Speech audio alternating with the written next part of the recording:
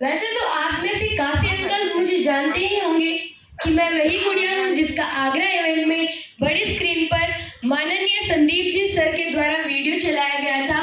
तो मैं सबसे पहले उन्हें थैंक्स कहना चाहूंगी कि उन्होंने मुझे इस लायक समझा। उसके बाद मैं अपना जानकारी के तौर पर छोटा सा परिचय देते हुए इस टॉपिक की शुरुआत करना चाहूंगी।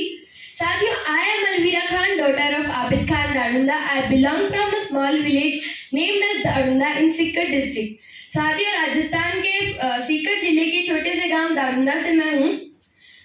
साथियों, आज के इस टॉपिक को शुरू करने से पहले मैं सबसे बड़ा थैंक्स करना चाहूंगी मेरे मम्मी पापा का, उसके बाद मेरे स्कूल डैफोडिल एकेडमी का, दीपिका मैम, विमल सर, वहाँ के director ma'am and principal sir, and उसके बाद मेरी ट्यूशन मैम रिंकू मैम का, एंड उसके बाद मेरे grandfather Mr Akbar Khan ex havildar from BSF, and उसके बाद मेरे maternal grandfather Shaukat Khan from Rasulpur. और उसके बाद मैं थैंक्स करना चाहूँगी सुदेश जी मलिक सर का और संदीप जी सर का कि उन्होंने मुझे इस लायक समझा और अपने इस शानदार इवेंट में मुझे जानदार स्पीच बोलने का मौका दिया।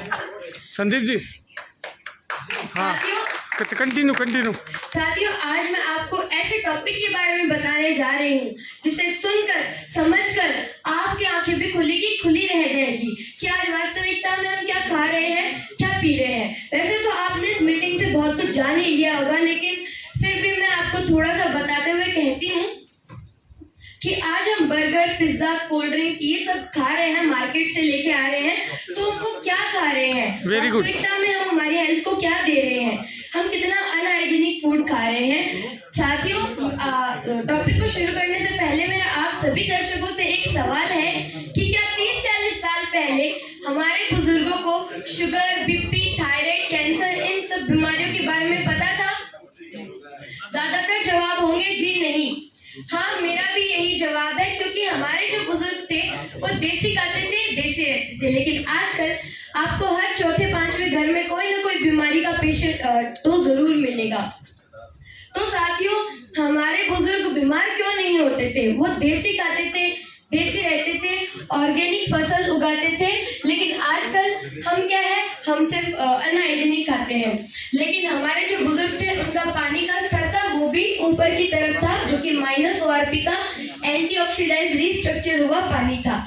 लेकिन जो हमारा पानी है वो अब +ORP का हो चुका है, जिसका पानी का स्तर डाउन चला गया है। साथियों, अब मैं आपको बताना चाहूंगी कि पानी को हम आम भाषा में 2 भाषाओं में जानते हैं, अच्छा पानी और खराब पानी।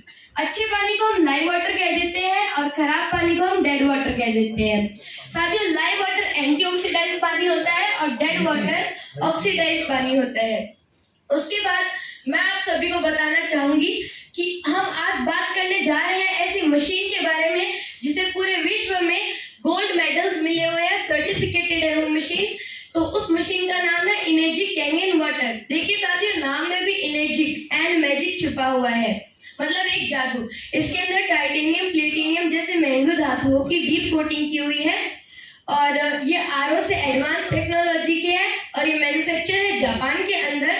इसलिए टेक्नोलॉजी के बेसिस पे हमें शक की गुंजाइश ही नहीं रहेगी, क्योंकि ये जापान के अंदर मैन्युफैक्चर है। उसके बाद ये मशीन समुद्र मंथन पर काम करती है। साथियों, समुद्र के अंदर ही अमृत था और समुद्र के अंदर ही जहर था। तो इसके अमृत भाग के अंदर 4 प्रॉपर्टीज आती हैं, एंटीऑक्सीडाइज, माइक्रोक्लस्टरिंग, एल्कलाइजेशन और एक्टिव हाइड्रोजन रिच वाटर। पहली प्रॉपर्टी एंटीऑक्सीडेशन। साथियों, ये -ORP का करंटदार पानी होता है। उसके बाद दूसरी प्रॉपर्टी माइक्रोक्लस्टरिंग। साथियों, ये जो प्रॉपर्टी होती है इसके अंदर पानी के अंदर क्लस्टर्स होते हैं, जैसे अंगूर के बड़े बड़े गुच्छों के समान इसके अंदर मॉलिक्यूल्स होते हैं और ये मशीन उनको टुकड़ों में सेपरेट करके पानी को हल्का बना देती है। 14 से 20 मॉलिक्यूल्स को ये 4 से 6 मॉलिक्यूल कर देती है, जिससे कि पानी हल्का बनता है और बीमारियों को दूर भगाता है। उसके बाद तीसरी प्रॉपर्टी एल्कलाइजेशन।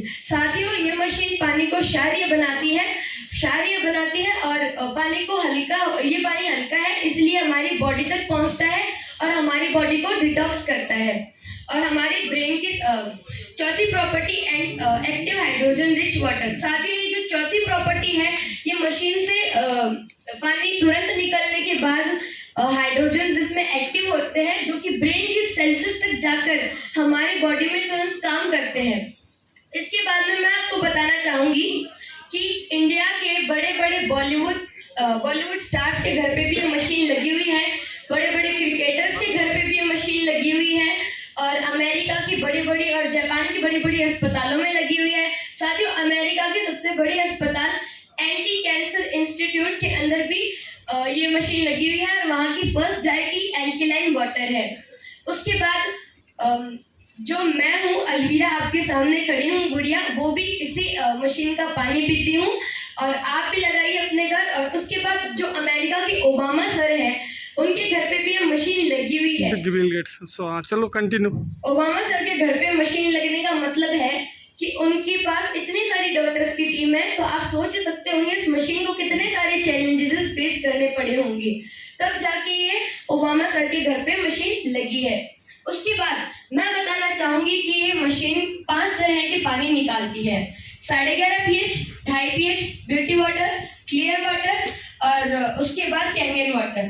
पहला पानी हम बात करते हैं कैंगन वाटर के बारे में। कैंगन वाटर नॉर्मली -ORP का पानी है जो कि हम पीने के काम में लेते हैं।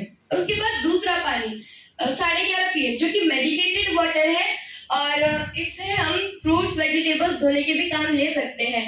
और फिर तीसरा पानी 2.5 pH। 2.5 pH एक सैनिटरी वाटर की तरह भी हम यूज कर सकते हैं, जिससे कि हम कुल्ले गरारे कर सकते हैं और हमारे जो आसपास जैसे स्किन है उसके ऊपर कुछ जला हुआ हो तो हम उसको स्प्रे करके रिजल्ट पा सकते हैं। और उसके बाद ब्यूटी वाटर जो है वो महिलाओं के भी काफी यूजेस में आता है और स्किन पे अगर दाग धब्बे हो और या फिर छाया वगैरह हो तो उस पर भी वो रिजल्ट देता है। उसके बाद आता है क्लियर वाटर घर के यूजेस में आता है जैसे कि पोछा वगैरह इन सब चीजों में। उसके बाद साथियों, अब मैं आपको बताती हूँ कि ये जो मशीन है उसको मेडिकेटेड वाटर का भी दर्जा दिया गया है। और उसके बाद मैं आपको बताती हूँ कि एक रिपोर्ट के मुताबिक 2025 तक भारत के अंदर इतनी सारी बीमारियां हो जाएगी कि हर एक चौथे पांचवें घर के अंदर हमें बीमारियां देखने को मिलेगी। तो देर किस बात की है, आप भी लाइए इस मशीन को अपने घर। और आशा करती हूँ कि आपको मेरी आम भाषा में दी गई ये स्पीच अच्छी लगी हो। अगर आपको अच्छी लगी हो तो आप मुझे जरूर बताइएगा और तब तक के लिए दीजिए इजाजत अपनी छोटी सी गुड़िया को। जय हिंद, जय भारत।